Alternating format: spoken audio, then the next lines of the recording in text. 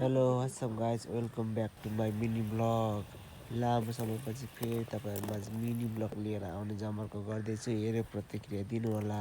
मेरो भिडियो चाहिँ मेरो फार्मबाटै हुनेछ, प्रायः म चाहिँ फार्ममै रहन्छु, त्यही भएर मेरो फार्मको दैनिकीहरू देखाउँछु तपाईँहरूलाई। र मेरो फार्मको दैनिकीको लङ भिडियो हेर्नु चाहनुहुन्छ भने मेरो युट्युब च्यानल भिजिट गर्न सक्नुहुन्छ। विशाल रङ्कसु र मेरो युट्युब च्यानलको लिङ्क चाहिँ म मेरो बायोमा राखिदिनेछु। युट्युबमा गएर पनि हेरेर सहयोग गरिदिनु होला, धन्यवाद।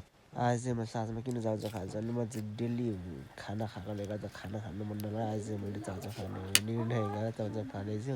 म चाहिँ प्रायः चाउचाउ खाँदैन, कहिलेकाहीँ मात्रै खान्छु। चाउचाउ क्रेभिङ धेरै भएको बेला मात्रै खान्छु, प्रायः नत्र म खान्छु चाउचाउ। करेन्ट त मलाई खासै मननै पर्दैन थियो पहिला त झन्, अहिले चाहिँ अलिअलि गर्दै बाल्यो। करेन्ट मन पर्दैन पनि कसरी भन्नु, सबैलाई नेपालीको त बुढापाकादेखि केटाकेटी सबैले लिएर करेन्ट खान्छ नै आजभोलि। त्यही भएर आज म पनि करेन्ट गवामा खाएको सुत्ने निर्णय गरेँ। भिडियो लाउँदै छ मेरो साथ दिनुभएकोमा धन्यवाद। मेरो भिडियो अझै धेरै हेर्न चाहनुहुन्छ भने मलाई फलो गर्नु होला। फलो मात्र होइन, मेरो भिडियो लाइक सेयर र कमेन्ट पनि गर्नु नभुल्नु होला। धन्यवाद। किन भन्नु परेको